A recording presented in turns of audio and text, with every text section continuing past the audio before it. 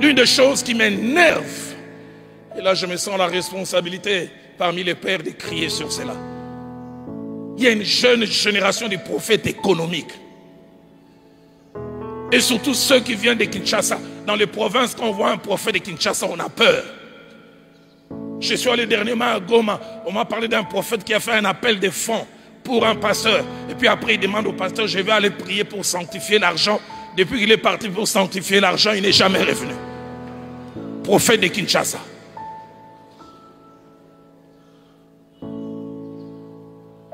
Les prophètes de Kinshasa, même s'ils prêchent bien, on sait qu'à un moment, il finira l'argent.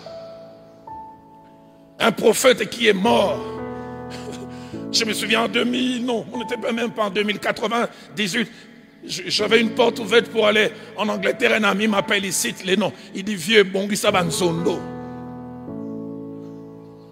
Prépare des révélations. Parce qu'il est venu ici, il est sorti avec 100 000 livres sterling. Et je suivi un extrait, un côté manipulation. Dieu lui révèle les choses. Docteur Aton viendra bien bâtir cela. Il donne une révélation vraie. Et puis il s'arrête. Il dit, pour que je donne la suite, 5 000 livres sterling.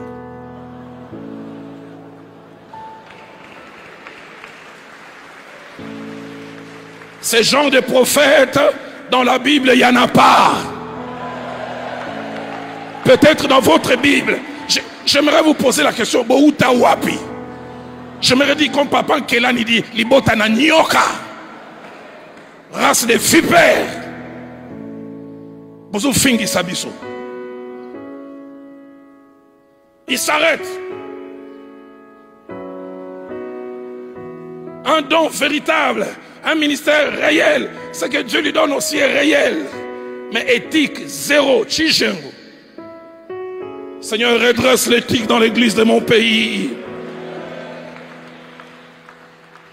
À ce niveau de mon message, je m'arrête pour dire, Seigneur, où sont les Daniel qui peuvent dire, garde tes dons, accorde-les à un autre.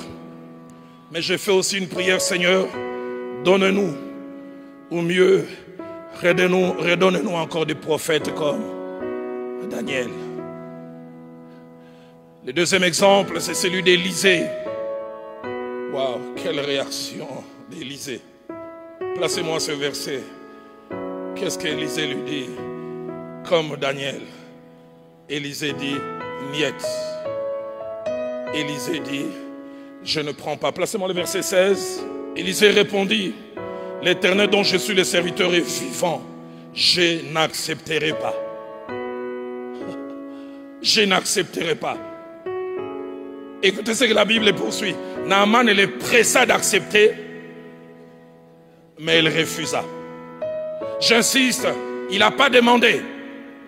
J'insiste, on lui a proposé. Mais il dit niet. On insiste, il dit non. Plusieurs questions me viennent à l'esprit. Pourquoi un tel refus? De deux, en avait-il tellement beaucoup qu'il estimait que ce n'était plus nécessaire? Mais il a dit non. Le verset 20 qui va mener vers la conclusion aujourd'hui. J'en parle avec tristesse. Tristesse. Je m'imagine, Naaman est en train de partir avec tout ce qu'il avait apprêté. Il est marqué par l'éthique financière de cet homme. C'est sûr, il en parle avec ses serviteurs. Il dit, mais cet homme, il vient d'où? Est-ce qu'il a vu la valeur de ce que je lui ai donné? J'ai amené. Comment peut-il dire non? Mais la partie qui va m'amener vers la conclusion m'attriste. Naaman est à quelques mètres. Placez-moi le verset 20. Étrange. Étrange pour trois raisons. La première, c'est qu'à côté d'un homme à l'éthique financière élevée, se trouve quelqu'un d'autre manquant d'éthique. Comme pour dire des fois, il ne suffit pas d'avoir des modèles. Est-ce que vous faites comme les modèles? Géasi n'était pas éloigné d'Élisée. Géasi était fils d'Élisée. Géasi avait été enseigné par la parole, mais enseignant aussi par l'exemple. Écoutez ce que le verset 20, Géasi, serviteur d'Élisée, homme de Dieu, s'est dit en lui-même, waouh, j'ai difficile à lire le verbe qui suit. Trésor, j'ai difficile à lire. Écoutez ce qu'il dit, mon maître a ménagé cet homme. Une vache est venue, plein de lait, il faisait des traits. Et le lait est en train de repartir. S'il n'y avait pas de lait, je comprendrais. Il a ménagé.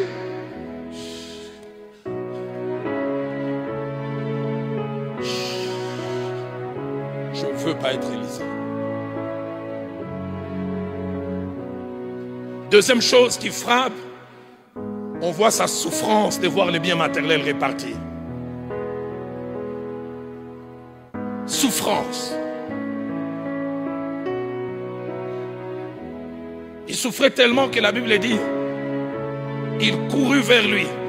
Et il court en utilisant Dieu, dit l'Éternel, dont je suis le serviteur et vivant. Je rattraperai cet homme. Enlève Dieu. Voici mon maître a ménagé ce Syrien en n'acceptant pas de sa main ce qu'il avait apporté. L'Éternel est vivant. Je vais courir après lui. Ça, c'est moi, j'ai une imagination fertile. S'il avait une soutane pastorale, il a dû plier cela pour courir. Quelqu'un l'arrête en cours de route. Géasi, je vais te parler de cacaille. Parce que si je parle, je vais rater. Il transpire en arrivant. Il doit reprendre même son souffle devant Naaman. Naaman dit après. J'ai couru sinon j'allais rater. La troisième, il utilise même les mensonges pour avoir. Prophète de Dieu, comment tu fais pour avoir? Menteur. Et dans son mensonge, au lieu de rester lui-même, il utilise encore Élisée. Mon maître m'a dit, deux jeunes gens viennent d'arriver. Ça, c'est moi, j'ai une imagination fertile. Élisée a dû être dévalué aux yeux de Naaman.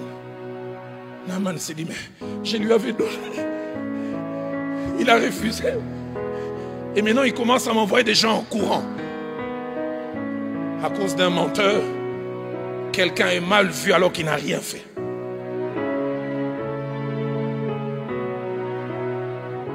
Et la chose que j'ajoute en appendice, ce n'est pas la Bible qui en parle. On sait voir derrière l'arc de Géasi l'appartenance à un père, mais les désaccords avec la manière de penser et de faire du père. On voit aussi son incompréhension de l'attitude de son maître. Aidez-moi à dire à votre voisin, moi je suis un Daniel et un Élisée et pas un Géasi et toi.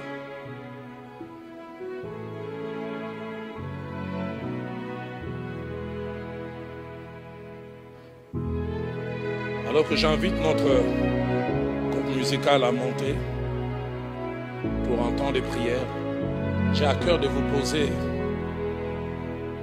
ces questions. Vieux dans les ministères, jeunes dans les ministères, quel est votre rapport avec l'argent? Au mois de mars, Milan m'a accompagné. Je suis allé à Abidjan, j'ai prêché sur l'éthique financière. J'ai mis côte à côte deux cas de figure, Géasi et Judas Iscariote. J'ai dit 5 choses. J'ai dit la première, les deux ont eu à côtoyer des grands de leur époque. Élisée, plutôt Géasi était à côté d'Élisée. Judas Iscariote, de Jésus que nous lisons, lui il a touché, il a palpé. Deuxièmement, les deux étaient appelés à un avenir glorieux. Géasi était préparé à être le successeur d'Élisée. Judas Iscariote faisait partie des 12 que le maître a choisi Après prière, quand la Bible dit, il passa toute la nuit à prier. Et je m'imagine le Dieu du ciel en lui citant les 12 noms, a cité Judas Iscariote. Il n'aurait pas fait ce qu'il aurait fait, son nom serait dans Actes des Apôtres. On aurait appris des églises qu'il aurait commencé. On aurait appris des choses qu'il a eu à faire. Judas Iscariote, il était appelé à un bel avenir. Troisièmement, les deux ont souffert d'un même problème, l'amour de l'argent. Pas d'éthique financière.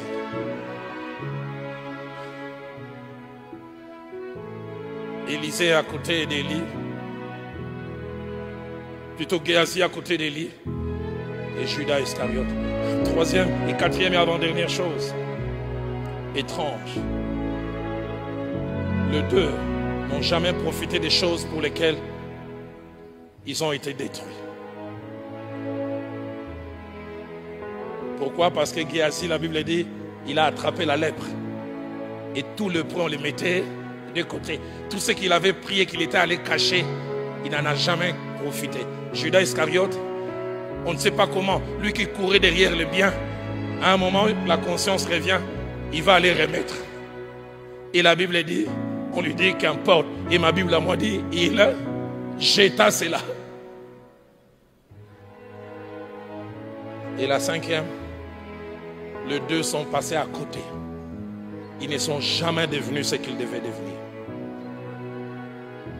L'homme de Dieu affermi, débutant dans le ministère, aspirant et surtout prophète. Quel est votre rapport avec l'argent? Quel est votre rapport avec l'argent? Je suis en 2009, Philadelphie vient de commencer. On avait lancé un appel pour acheter cette place. J'avais fait un voyage. Et on avait enregistré un élément où j'avais demandé aux gens de contribuer. Je suis ce mardi-là au bureau, cette dame vient. Elle me dit, papa, j'avais souscrit pour 15 000 $. Mais je ne suis venu qu'avec 5 000 $ aujourd'hui.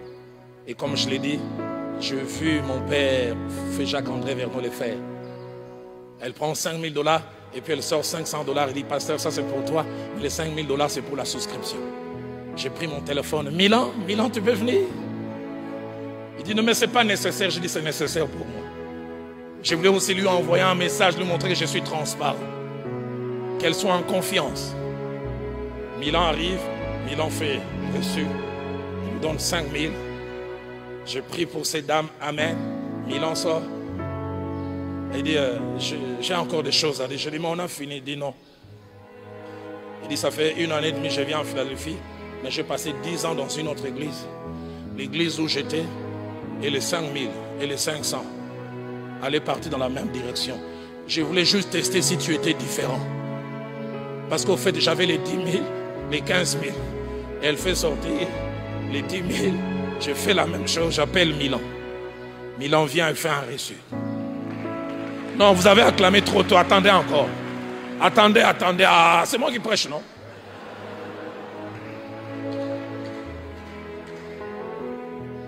Trois semaines après, elle vient avec 8 000 $. Elle met sur la table. Il dit, ça n'appelle pas Milan, ça c'est pour toi.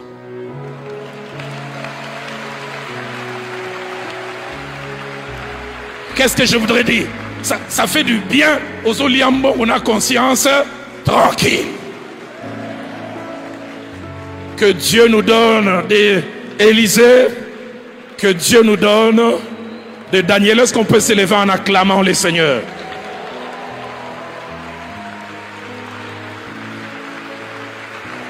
Est-ce qu'on peut mieux célébrer le Seigneur?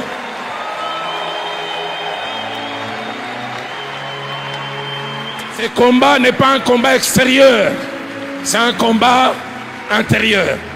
Mais je peux lui dire, avec mes 31 d'années dans le ministère, si tu arrives à être victorieux, tu balises pour ta longévité.